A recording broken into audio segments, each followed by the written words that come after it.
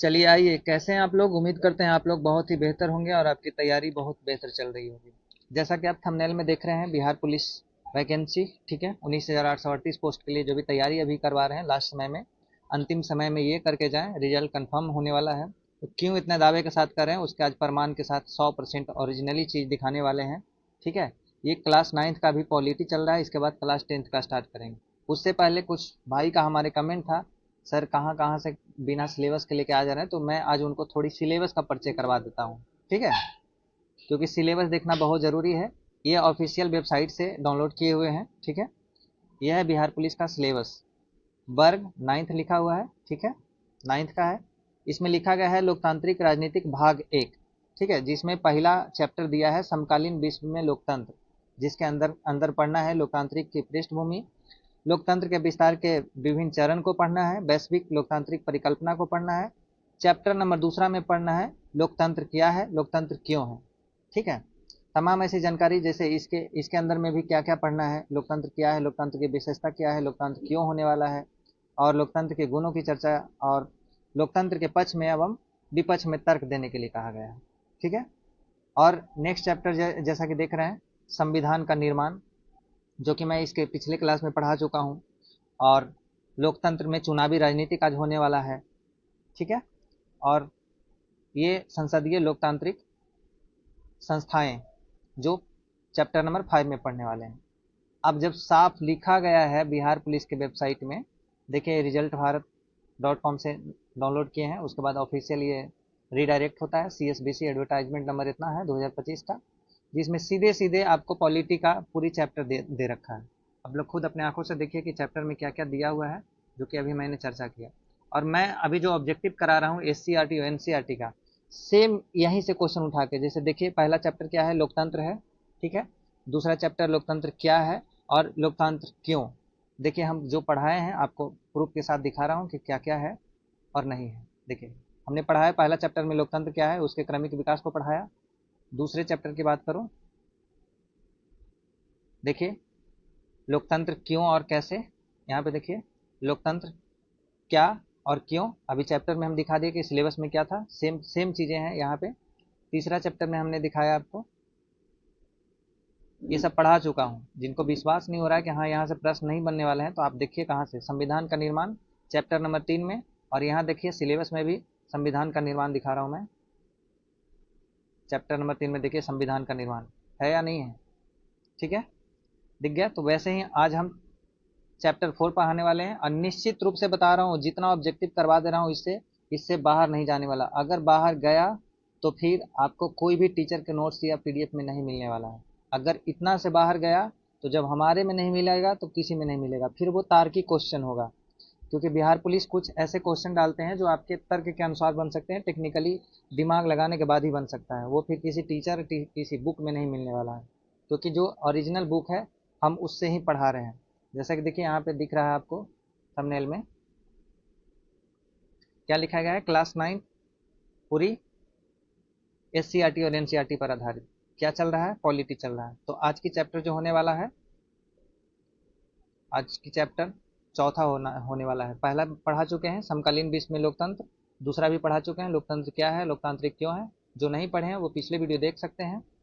और ये तीसरा भी चैप्टर पढ़ा चुके हैं, संविधान का निर्माण। आज होने वाला है चौथा चैप्टर, लोकतंत्र में चुनावी और राजनीतिक। लोकतंत्र में चुनावी और राजनीतिक आज होने वाला है। तो आइए देखते हैं लोकतंत्र में चुनावी और राजनीतिक, चैप्टर नंबर 4। चलिए आइए, संविधान का निर्माण तीसरा था, चौथा में, हाँ यहाँ से। ठीक है, कल तक हम लोग 164 नंबर क्वेश्चन तक देख चुके थे। आज चुनावी राजनीतिक है, चैप्टर नंबर 4 है। आप लोग बारीकी से देखिएगा, है ना। बहुत इंपॉर्टेंट होने वाला है। एक बार अगर नज़र बढ़िया से दौड़ा लिए इधर, तो निश्चित रूप से आपकी सफलता तय है, ये मानने को तैयार हो जाइए। ठीक है, तो आज के स्टार्ट कर रहे हैं चुनावी राजनीतिक। क्या करना है, चुनावी राजनीतिक। आज की चैप्टर क्या होने वाला है, तो आइए शुरू करते हैं क्वेश्चन नंबर 165 से, है ना।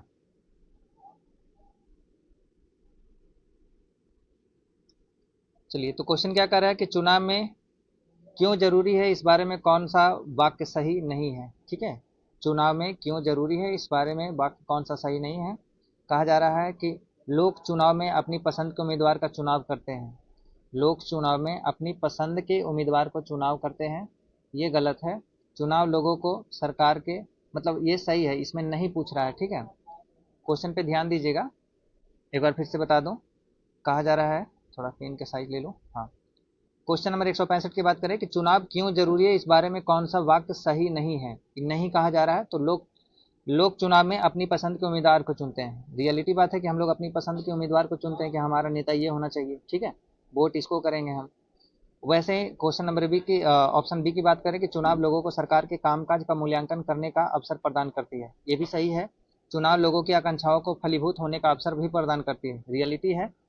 ये तीनों कथन सही है, लेकिन गलत कथन कौन है। चुनाव न्यायपालिका के कामकाज में हस्तक्षेप करने का अवसर प्रदान करती है, ये गलत है। न्यायपालिका का कामकाज में हस्तक्षेप चुनाव कभी नहीं कर सकता है। न्यायपालिका का अपना न्याय देने की काम है। ओके, तो चुनावी राजनीति में ये समझ रहे हैं। चैप्टर 165 से शुरू हो रहा है क्वेश्चन, यहाँ पे 165 हो गया आप लोग का। आइए 166 नंबर क्वेश्चन देखते हैं। भारत के चुनाव लोकतांत्रिक है, ठीक है। यह बताने के लिए इनमें से कौन सा वाक्य उपयुक्त कारण नहीं देता है, ठीक है। यहाँ देखिएगा, नहीं देता है, ओके। तो भारत में दुनिया के सबसे ज़्यादा मतदाता है, ये गलत है। ऐसा थोड़ी है कि भारत में दुनिया का सबसे ज़्यादा मतदाता है। जिसकी जनसंख्या है ज़्यादा, वो निश्चित रूप से उसका जनसंख्या के अनुसार वोटिंग भी ज़्यादा होगा। तो यहाँ पे कहा जा रहा है कि भारत में दुनिया के सबसे ज़्यादा मतदाता हैं, ऐसा नहीं है। जहाँ पे ज़्यादा जनसंख्या जिस देश का रहेगा, उस देश का ज़्यादा मतदाता होंगे, ठीक है। तो भारत में चुनाव स्वतंत्र एवं निष्पक्ष है, सही है, निष्पक्ष होता है। भारत में 18 वर्ष से अधिक उम्र का हर व्यक्ति मतदान कर सकते हैं, रियलिटी है। 18 वर्ष न्यूनतम सीमा रखा गया है वोट करने का, ठीक है। भारत में चुनाव हारने वाली पार्टियां जनादेश को स्वीकार कर लेती है, रियलिटी है। जो हमें जिसको चुनाव से हम लोग हारते हैं, जैसा कि देखिए, बड इसका ध्यान दीजिएगा। भारत में चुनाव हारने वाली पार्टियां जनादेश को स्वीकार कर लेती है। ऐसा नहीं है कि वो स्वीकार नहीं मानता कि हम हार गए हैं तो हम हार नहीं मानेंगे। तो इसका कहने का मतलब ये है। तो इसमें गलत कथन चुनना था, तो ये गलत कथन है कि भारत में दुनिया का सबसे ज़्यादा मतदाता है, ये गलत कथन है, ठीक है। क्वेश्चन नंबर 167 की बात करें कि विधानसभा का उम्मीदवार वैधानिक ढंग से अपने चुनाव अभियान में अधिकतम कितनी धनराशि खर्च कर सकती है। क्या कहा जा रहा है कि विधानसभा उम्मीदवार वैधानिक ढंग से अपने चुनाव अभियान में अधिकतम कितनी धनराशि खर्चा कर सकती है। तो वो 10 लाख रुपए तक खर्चा कर सकती है। लेकिन आपको पता है कि करोड़ों रुपया लोग खर्चा करते हैं चुनाव में। हर घर में 500 रुपया पहुँचता है, बहुत होता है, एक बोतल अल्कोहल पहुँच जाता है, यानी दारू भी पहुँच जाता है। चिकन पार्टी, मटन पार्टी, सब कुछ चलते रहता है ना। जिनको जो आवश्यकता पड़ता है वो नेता हर रूप में ये कर देते हैं। लेकिन ये लोकतांत्रिक चीज़ें नहीं हैं, ये गैर लोकतांत्रिक चीज़ें हैं जो अपनी मनमानी के अनुसार करते हैं। तो वैधानिक मतलब कि संवैधानिक ढंग से कितना रुपया नेता को खर्चा करना चाहिए चुनाव में, 10 लाख रुपया, ध्यान रखिएगा, ठीक है। उससे ज़्यादा खर्चा कर रहा है, समझो वो नेता चोर है।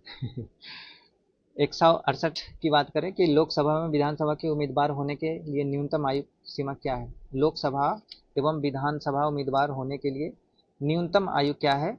तो वो 25 वर्ष न्यूनतम आयु है, ठीक है। न्यूनतम आयु कितना है लोकसभा और विधानसभा बनने के लिए, 25 वर्ष है। क्वेश्चन नंबर 169 की बात करें कि बिहार विधानसभा में अनुसूचित जाति के लिए कितनी सीटें आरक्षित की गई है। बिहार विधानसभा में, बिहार की बात कर रहा है विधानसभा में, तो अनुसूचित जाति के लिए 40 सीटें आरक्षित की गई है। कितना की गई है, आरक्षित 40 सीटें की गई है, ओके।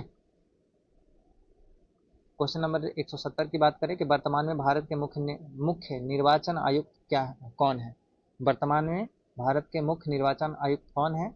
तो ये एम वाई कुरैशी हैं, ठीक है। लेकिन अभी चेंज हो गए होंगे।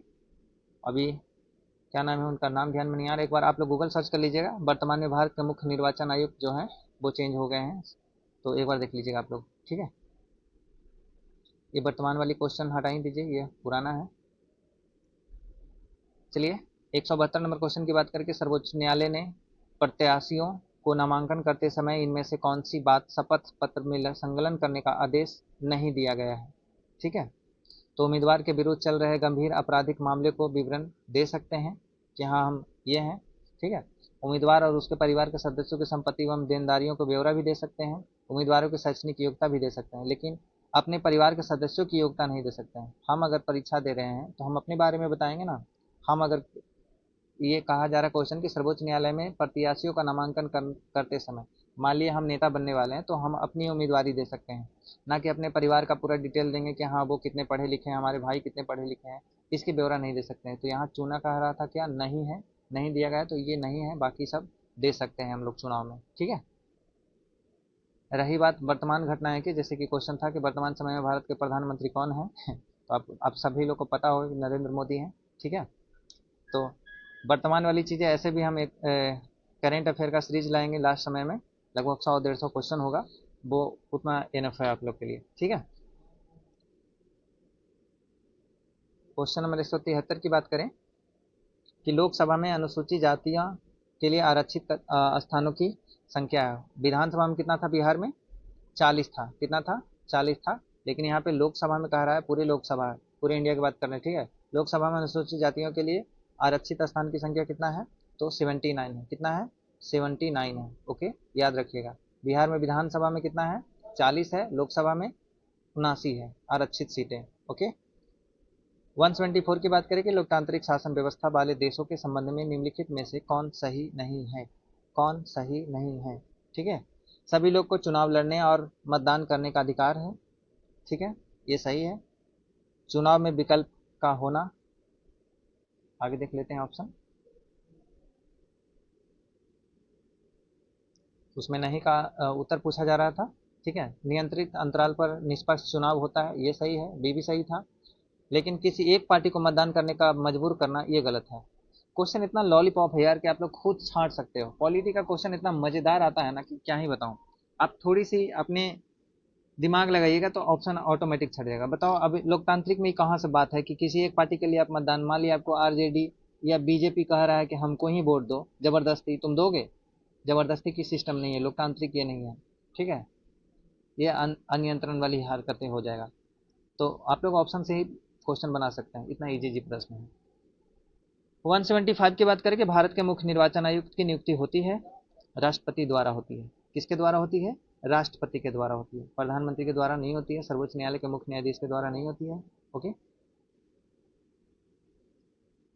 क्वेश्चन नंबर 176 की बात करें कि भारत में मुख्य निर्वाचन आयुक्त की नियुक्ति होती है किसके द्वारा, तो राष्ट्रपति के द्वारा, मुख्य निर्वाचन आयुक्त, ठीक है। निर्वाचन आयुक्त की बात नहीं कर रहे हैं, मुख्य निर्वाचन आयुक्त जो प्रमुख होते हैं, ओके। 177 की बात करके राजनीतिक पद प्रतिद्वंदिता लोकतंत्र क्या है, राजनीतिक प्रतिद्वंदिता लोकतंत्र क्या है, तो ये शुभ संकेत है। क्या है, शुभ संकेत है, अशुभ नहीं हो सकता है, खतरे की घंटी नहीं है। राजनीतिक प्रतिद्वंदिता जो है वो है शुभ संकेत है, ओके। क्वेश्चन बहुत ही लॉलीपॉप है सब, और हम सीधे सीधे छपने वाला है, याद रखिएगा। ये क्वेश्चन आपको मैं बता दूं यूट्यूब पे शायद शायद नहीं मिलने वाला है, क्योंकि ये क्वेश्चन केवल और केवल हमारे पास अभी उपलब्ध हुआ है। हम जब चैप्टर एनालिसिस कर रहे थे तब देखे कि क्वेश्चन में तो बहुत ज़्यादा दम है। लोग कह रहे हैं कि लूसेंट रट जाओ, मेरे क्वेश्चन बैंक रट जाओ, क्वेश्चन बैंक करके जाओ, इसमें 50% लड़ेगा। ऐसा कुछ नहीं होता है। आप जब तक सिलेबस कवर नहीं कर किए हो, और ये मैं सिलेबस ही कवर करा रहा हूँ, जो लोग थ्योरी नहीं पढ़ पाए वो हमारे चैनल पे जाके पढ़ सकते हैं, वहाँ पे सब फ्री ऑफ कॉस्ट डाला हुआ है। एप्लीकेशन पे भी हमारा क्लास चल रहा है, वहाँ से भी आप देख सकते हैं, ठीक है। लेकिन एक्सक्यूज सुनना पसंद नहीं करेंगे, है ना। और जिनका रिजल्ट होता है वो आसानी से मैसेज ज़रूर करेंगे, क्योंकि कुछ लोग ऐसे होते हैं जो रिजल्ट ले भी लेते हैं और नाम भी नहीं लेते हैं। वैसे लोग को क्या ही कहा जा सकता है ना। तो ऐसे तो मेहनत आप लोग का होता है, मार्गदर्शन हम लोग दिखा सकते हैं, लेकिन ज़रूरी होता है कि जब हम इम्पोर्टेंस जहाँ पे दे रहे हैं तो वहाँ पे समझिए, कहीं ना कहीं आपसे ज़्यादा एक्सपीरियंस रख के बैठे हैं, कई एग्ज़ाम निकाल बैठे हैं, तो ये एक्सपीरियंस हो चुका हुआ है, ठीक है। तो हम चाहते हैं कि भीड़ की दुनिया से हट के थोड़ी सी कम समय में ज़्यादा मेहनत करके निकल लें, है ना। तो स्मार्ट स्टडी करवा रहे हैं हम, केवल और केवल इंपॉर्टेंट सब सारे चैप्टर जो अभी हम सिलेबस चैप्टर में दिखाए, और देखिए सेम चीज़ें अभी हम पढ़ा भी रहे हैं। तो आप थ्योरी पढ़िए या ना पढ़िए, बस क्वेश्चन ये रट के चले जाइए। रट क्या है, अभी जैसे समझा रहे हैं बस खाली एक बार ध्यान दे के चले जाइए, निश्चित रूप से बनने वाला है, ओके। तो 178 की बात करें कि भारत में प्रथम आम चुनाव संपन्न हुआ था, तो वो आम चुनाव हुआ था 1952 में। कब हुआ था आम चुनाव, भारत में सर्वप्रथम आम चुनाव की बात करें तो 1952 में हुआ था, ओके। क्वेश्चन नंबर 179 की बात करें कि पंडित जवाहरलाल नेहरू के बाद पंडित जवाहरलाल नेहरू के बाद कौन ऐसे प्रधानमंत्री हुए जिन्होंने दूसरी बार पद पर आसीन हुए? प्रधानमंत्री की बात कर रहा है, 2 बार प्रधानमंत्री आसीन हुए पंडित जवाहरलाल नेहरू के बाद, ठीक है। तो वो हुए हैं मनमोहन सिंह। कौन हुए हैं? मनमोहन सिंह हुए हैं। ध्यान रखिएगा, क्वेश्चन अगर पूछे कि पंडित जवाहरलाल नेहरू के बाद, पंडित जवाहरलाल नेहरू भी 2 बार रह चुके हैं प्रधानमंत्री, और ऐसे प्रधानमंत्री हुए हैं जिन्होंने दूसरी बार इस पद पे आसीन हुए, तो वो मनमोहन सिंह हुए हैं, ठीक है। क्वेश्चन नंबर 180 की बात करें कि भारत में निर्वाचन कराने वाली संस्था को क्या कहा जाता है? भारत में कराने वाली संस्था को, ये वित्त आयोग, जीएसटी सब लगते हैं, जो जिसको वित्त आयोग कहा जाता है आयकर टैक्स वगैरह में, ठीक है। योजना आयोग पंचवर्षीय योजना को कहा जाता है। सरकारिया आयोग ये भी नहीं है। निर्वाचन आयोग ही निर्वाचन का काम कराते हैं। चुनाव का काम कौन कराते हैं? निर्वाचन आयोग। क्वेश्चन क्या पूछ रहा था कि भारत में निर्वाचन कराने वाली संस्था निर्वाचन आयोग कहलाता है, ओके। भारत में लोकसभा चुनाव कितने वर्षों पर होती है? तो ये होती है 5 वर्षों पे। कितना वर्षों पर होता है? 5 साल पर चुनाव होता है हर वर्ष, है ना। ध्यान रखिएगा। क्वेश्चन नंबर 182 की बात करें कि आंध्र प्रदेश में महिला मतदाताओं की संख्या पुरुषों की तुलना में कितना है? तो ये ज़्यादा है। पुरुषों की तुलना में महिलाओं के मतदान कितना है? ज़्यादा है, ओके। कहाँ में? आंध्र प्रदेश में। आंध्र प्रदेश कहाँ पे पड़ता है? चलिए मैप के सहारे थोड़ा सा दिखा देता हूँ मैं। इधर साइड केरल पड़ता है, ये तमिलनाडु पड़ता है, और यहीं पे आंध्र प्रदेश है, ठीक है। ये है आंध्र प्रदेश, ओके। और नीचे श्रीलंका है, इधर गोवा जैसा गोवा है, यहाँ पे कर्नाटक है, और यहाँ पे मुंबई है, और यहाँ पे करें तो ये गुजरात वाला एरिया है ये, ठीक है। तो ध्यान रखिएगा।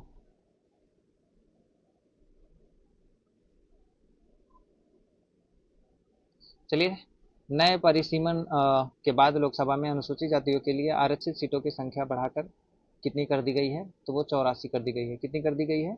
84 कर दी गई है, ओके। आंकड़ा है, धीरे धीरे सीधे सीधे याद रखिएगा। 184 की बात करें कि नई परिसीमन के बाद लोकसभा में अनुसूचित जनजातियों के लिए आरक्षित सीटों की संख्या बढ़ाकर हो गई है। तो आरक्षित सीटों की संख्या बढ़ाकर 47 हो गई है। परिसीमन के बाद, जो परिसीमन आयोग आया था, उसके बाद कितना संख्या बढ़ा दिया गया है? 44 कर दिया गया है, ओके। ध्यान रखिएगा। 150 नंबर क्वेश्चन की बात करें कि 15वीं लोकसभा के लिए कितने सीटों पर चुनाव हुआ है? 15वीं जो लोकसभा चुनाव हुआ था वो कितने सीटों के लिए हुआ है? तो 543 सीटों पर हुआ है। कितना सीटों पर हुआ है? 543 सीटों पर हुआ है। एमएलए कौन होता है? एमएलए कौन होता है? कौन होता है एमएलए? तो विधानसभा के सदस्य होते हैं। कौन होते हैं? विधानसभा के सदस्य एमएलए होते हैं, ठीक है। ध्यान रखिएगा। वर्तमान समय में लोकसभा में अनुसूचित जाति के लिए कितने सीट आरक्षित किए गए हैं? वर्तमान समय में लोकसभा में अनुसूचित जाति के लिए कितनी सीटें आरक्षित की गई है? तो वो 84 सीटें आरक्षित की गई है, 84, ओके। नेक्स्ट क्वेश्चन की बात करें कि भारत में निम्नांकित कारणवश चुनाव की आवश्यकता पड़ती है। किसके कारणवश चुनाव की आवश्यकता पड़ती है? तो सरकार की आय में वृद्धि के लिए, ये गलत है। अपने प्रतिनिधियों के चयन करने के लिए चुनाव की आवश्यकता पड़ती है, ओके। तो ऑप्शन नंबर बी सही है आपका। सरकारी नौकरी में जाने के लिए, ये गलत है।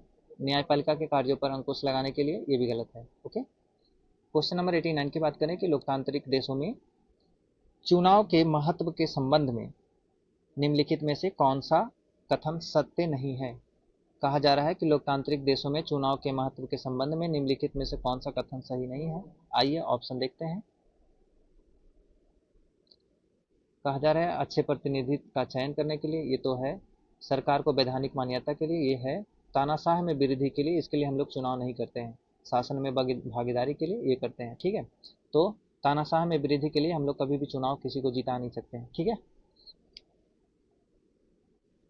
कोई भी क्वेश्चन को अपने ऊपर ले लीजिएगा तो वो क्वेश्चन ऑटोमेटिक आपसे सॉल्व हो जाएगा।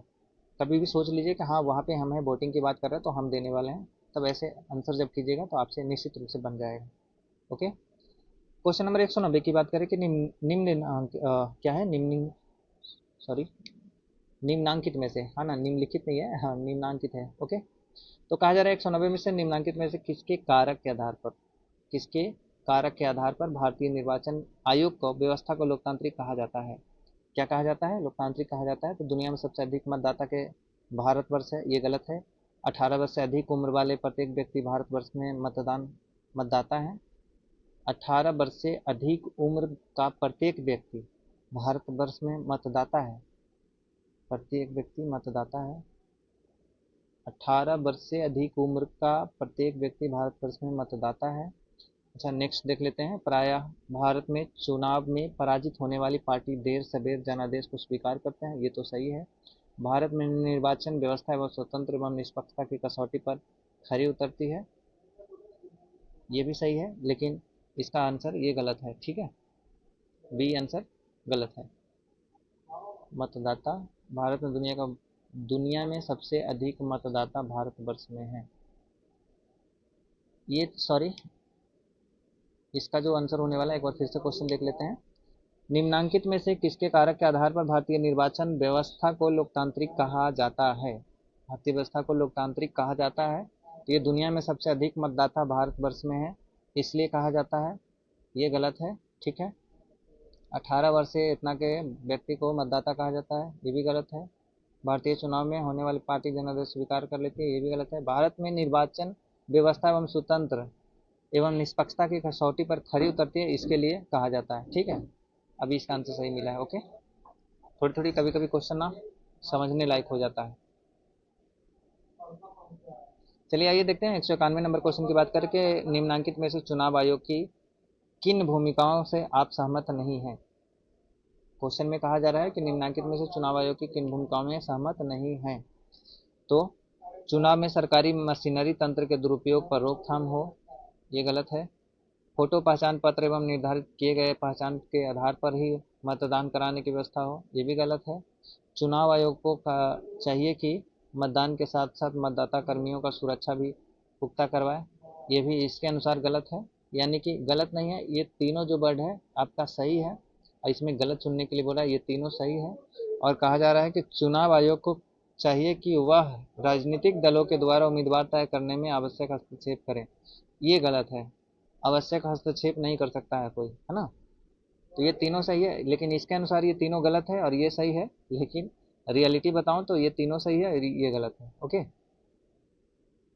क्वेश्चन के अनुसार हम डील किया जाता है। ठीक है, क्वेश्चन नंबर 192 की बात करें कि चुनाव आयोग भारत में स्वतंत्र एवं निष्पक्ष निर्वाचन के लिए इनमें से कौन सी शक्तियां प्रयोग नहीं करती है? ठीक है, चुनाव के लिए अधिसूचना जारी करना, ये नहीं करती है। चुनाव खर्च पर नकेल कसना, ये नहीं करती है। राजनीतिक विज्ञापनों पर सेंसर लगाना, ये करती है। ठीक है, चुनाव आयोग जो भारत में स्वतंत्र निष्पक्ष निर्वाचन कराने की जो शक्तियां हैं, उसमें से प्रयोग केवल और केवल ये करती है, राजनीतिक विज्ञापन पर सेंसर लगाती है। जैसे बोलते हैं आचार संहिता, पोस्टर उस्टर साटे हैं जो उतार लीजिए, हटा दीजिए, ये सारी चीज़ें कर सकती है। ठीक है, आप लोग देखते होंगे, बोला जाता होगा कि आचार संहिता लग गया, या मतलब पोस्टर जहाँ जहाँ चिपकाया हुआ है वहाँ पे पेंट करवा देता है, फिर से रिपीटेशन उसको मिटा दिया जाता है। तो ये चुनाव पर सेंसर लगाने के लिए किया जाता है। राजनीतिक विज्ञापन के मतलब वही हुआ, पोस्टर पेपर जो भी छपवा कर बैलेट पेपर बंटवाते हैं, वो वाले। ओके, क्वेश्चन नंबर 193 की बात करें कि चुनाव आयोग में कितने सदस्य हैं? चुनाव आयोग में कितने सदस्य हैं? तो ये 3 सदस्य होते हैं। चुनाव आयोग में कितने सदस्य हैं? 3 सदस्य हैं। ठीक है, निम्नलिखित में से कौन सा गलत है? क्या है? गलत है। ओके, तो भारत में सत्ताधारी दल के लिए चुनाव जीतना बिल्कुल आसान है, ऐसा गलत है। ये बात गलत है कि सत्ताधारी के लिए आसान है और मतलब जो विपक्ष वाला नेता है उसको लिए कठिन है, ऐसा कुछ नहीं है। हाँ, भले आप देश में रह के गद्दारी कर रहे हैं तो बहुत कठिन हो जाता है, जैसे आजकल चल रहा है कि विपक्षी नेता को सीधे पछाड़ दिया जा रहा है, तो ये समझ सकते हैं। दिल्ली का भी हालात देख लीजिए, अभी करंट का न्यूज़ बता रहा हूँ, अरविंद केजरीवाल जी वहाँ से चले गए। अभी देखिए दिल्ली का जनता की क्या हाल है, बेचारे सब रो रहे हैं जिसका घर मकान टूट रहा है। तो समझ सकते हैं सत्ता में रहने के बाद अभी का दौर में बता रहा हूँ, आसान है विपक्ष को गिराना। तो क्वेश्चन का मतलब फिर से एक बार और बढ़िया समझ आते हैं आपको। निम्नलिखित में से कौन सा कथन गलत है? ठीक है, कह रहा है कि भारत में सत्ताधारी दल के लिए चुनाव जीतना बिल्कुल आसान है, ये तो क्वेश्चन के अनुसार, न्यायिक शिक्षा के अनुसार ये क्वेश्चन, ठीक है, ये गलत है। ठीक है, लेकिन आजकल यही सही हो रखा है, चुनाव जितना आसान हो गया है, जो भी सत्ता में, मान लीजिए जो आप कुर्सी पे बैठे हुए तो आपको कुर्सी छोड़ने का मन नहीं करता है, सेम चीजें हैं, तो विपक्ष आएंगे कहाँ से? तो इसका मतलब यही था। ओके, क्वेश्चन नंबर 195 की बात करें कि शैतान सिंह नामक एक उम्मीदवार एक आपराधिक मामले में अदालती आदेश से जेल में कैद है। ठीक है, अदालत फैसले में विलंब के कारण उसके उम्मीदवार वैध करा देना चुनाव आयोग की विषमता ऐसी विषमता है कि लोगों को निम्नांकित में से विकल्प में से किसे चुनना चाहिए। ठीक है, किसे चुनना चाहिए, ऑप्शन देख लेते हैं। किसे चुनना चाहिए, लोगों को चाहिए कि आपराधिक छवि का आपराधिक माफ कर दे, वोट कर दे, ये नहीं है। चुनाव के समय लोगों को कोई बात ही नहीं करना चाहिए, ये भी गलत है। उसकी छवि आपराधिक होने के कारण लोगों को डर के मारे उसके पक्ष में मतदान करना चाहिए, ये भी गलत है। आपराधिक छवि होने के कारण उसकी राजनीतिक एवं सामाजिक स्तर पर सामूहिक बहिष्कार करना, क्योंकि यदि ऐसे लोग सदन में जाएंगे तो जो लोकतंत्र है वो कलंकित कर देंगे। ठीक है, तो ये सही है। ठीक है,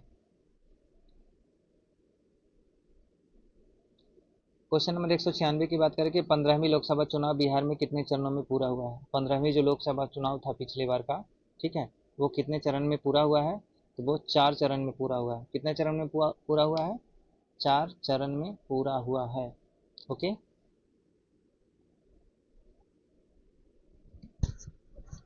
चलिए 1 मिनट।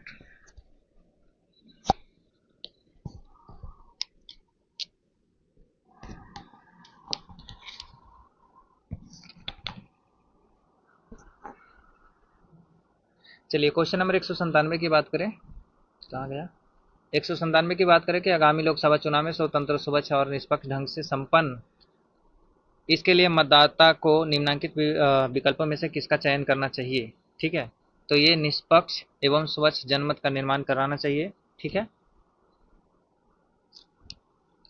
198 की बात करें कि भारतवर्ष में 15वां आम सभा जो चुनाव हुआ था कब संपन्न हुआ है। ठीक है, वो 2009 में हुआ था। भारत में 15वां आम जो चुनाव कब संपन्न हुआ था, आम चुनाव की बात किया जा रहा है। ठीक है, तो वो 2009 में संपन्न हुआ था, ध्यान रखिएगा। भारत में मुख्य निर्वाचन आयुक्त का कार्यकाल क्या होता है। भारत में मुख्य निर्वाचन आयुक्त का कार्यकाल जो होता है वो आपको 6 वर्ष का होता है। कितने वर्ष का होता है, 6 वर्ष का होता है, ध्यान रखिएगा। भारत में निर्वाचन आयोग में कुल कितने, 1 मिनट, हाँ चलिए, क्वेश्चन नंबर 200 की बात करें कि भारतीय निर्वाचन आयोग में कुल कितने चुनाव आयुक्त होते हैं। चुनाव आयुक्त कुल कितने होते हैं निर्वाचन आयुक्त में। ठीक है, आयोग में, तो वो 3 होते हैं। कितने होते हैं चुनाव आयुक्त, 3 होते हैं। 201 की बात करें कि भारतीय लोकसभा का प्रत्याशी अपने चुनाव अभियान के दौरान अधिक से अधिक कितनी धनराशि खर्चा कर सकते हैं, तो हमने पहले बता चुका था कितना। भारतीय लोकसभा का प्रत्याशी अपने चुनाव अभियान के दौरान अधिक से अधिक कितने धनराशि खर्चा कर सकते हैं, तो वो 25 लाख कर सकते हैं। ऐसे न्यूनतम कितना था, 10 लाख था, इससे पहले हमने चर्चा कर चुका था। और अधिकतम की बात करें तो कितना है, 25 लाख तक खर्च कर सकते हैं क्षेत्र के अनुसार, है ना। और उसकी सारी की रिपोर्ट होना चाहिए कि हाँ हमने यहाँ से पैसा लिया और यहाँ खर्चा किया है। ओके, 202 की बात करें कि लोकसभा चुनाव में हेतु संपूर्ण भारत को कितने निर्वाचन क्षेत्रों में बांटा गया है। लोकसभा चुनाव हेतु संपूर्ण भारत को कितने निर्वाचन क्षेत्रों में बांटा गया है, तो वो 543 क्षेत्रों में बांटा गया है। कितने क्षेत्रों में बांटा गया है, 543 सीटों पे बांटा गया। ओके, क्वेश्चन नंबर 203 की बात करें कि निम्नलिखित में से कौन सा चुनाव सुधार के लिए आवश्यक सुझाव नहीं है। आवश्यक सुझाव नहीं है, ठीक है, तो काले धन के प्रयोग का छूट देना ये आवश्यक नहीं है भाई। अपराधी को चुनाव लड़ने पर रोक लगाना ये सही है। राइट टू अस्कॉल सिस्टम को लागू करना ये सही है। राजनीतिक दलों की कार्यप्रणाली पर नियंत्रण करना ये भी सही है। ठीक है,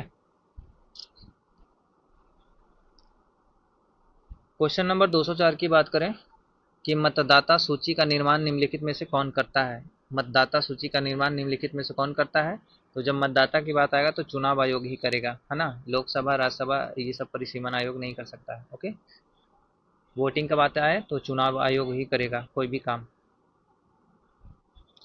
चलो, जो उम्मीदवार बिना पार्टी के चुनाव चिन्ह, क्या कहा जा रहा है, जो उम्मीदवार बिना पार्टी के चुनाव चिन्ह और बिना पार्टी के समर्थन से चुनाव लड़ता है उसे क्या कहा जाता है।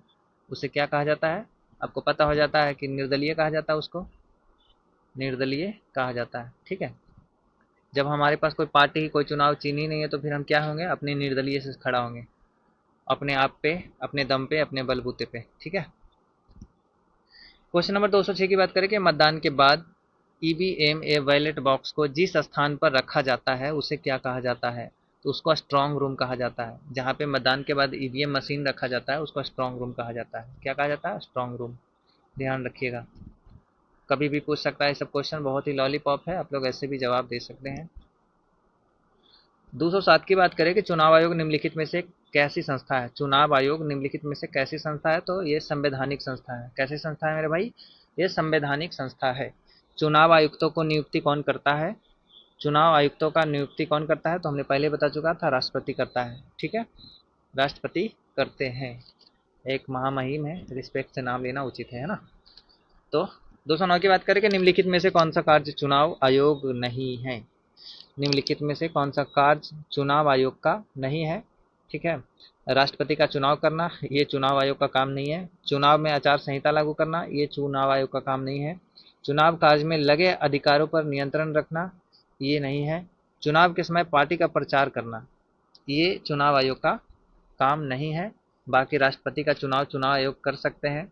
चुनाव मतलब हम लोग मतदान करके नहीं चुन सकते हैं, लेकिन जो उसमें राज्यसभा लोकसभा के सदस्य होते हैं वो आपस में चूज करके राष्ट्रपति बनाते हैं। और चुनाव में आचार संहिता भी लगा सकते हैं। तो इसके अनुसार ये सब तीनों गलत है। लेकिन अब क्वेश्चन के अनुसार सोचिए चुनाव आयोग का काम क्या क्या रहेगा, तो आप खुद समझ सकते हैं कि चुनाव आयोग का काम राष्ट्रपति का चुनाव करना भी रहता है। ठीक है, चुनाव में आचार संहिता लागू करना भी होता है, चुनाव कार्य में अधिकारियों पर नियंत्रण रखना भी होता है। लेकिन ये काम नहीं होता है चुनाव के समय पार्टी का प्रचार करेगा चुनाव आयोग। मान लिया आप बिहार पुलिस का एग्जाम दे रहे हैं, है ना, और आपके बिहार पुलिस का महानिदेशक ही आपके क्वेश्चन बना दे रहे हैं या क्वेश्चन आउट कर दे रहे हैं, तो ये काम उसका नहीं है ना। तो ये चीज़ें हैं। ठीक है, इतना अच्छा अच्छा एग्जाम्पल देके समझा रहे हैं, अगर इससे भी नहीं समझ में आता है तो फिर चूल्लू भर पानी में डूब मरिए, है ना। चलिए, क्वेश्चन नंबर 210 की बात करें कि निम्नलिखित में से कौन सा लोकतांत्रिक चुनाव की शर्त नहीं है। लोकतांत्रिक चुनाव की शर्त नहीं है। हर व्यक्ति को चुनाव लड़ने की सुविधा है भाई, हर व्यक्ति चुनाव लड़ सकते हैं, निर्दलीय हो या कोई पार्टी से हो, लड़ेंगे। और कहा जा रहा है कि हर व्यक्ति को साक्षर होने का अधिकार भी है। हर व्यक्ति को साक्षर होने का अधिकार है। चुनाव में विकल्प हो, चुनाव स्वतंत्र एवं निष्पक्ष हो, ये सही है। चुनाव में विकल्प हो, ये गलत है। ठीक है, तो आपका ऑप्शन नंबर सी सही होगा। भले इसमें बी आंसर है लेकिन सी सही होगा। ओके, 211 की बात करें कि बिहार में पड़ोसी राज्य उत्तर प्रदेश को लोकसभा के कितने सदस्यों को चुनने का अधिकार है। बिहार के पड़ोसी राज्य उत्तर प्रदेश को लोकसभा के कितने सदस्यों को चुनने का अधिकार है। तो ये 80 सदस्यों को लोकसभा में चुन के भेज सकते हैं। कितना? 80 सदस्यों को। ठीक है, और बिहार कितना भेजेगा? 40। कितना है बिहार में सीट? 40। लो, और वहाँ यूपी में 80। ध्यान रखिएगा।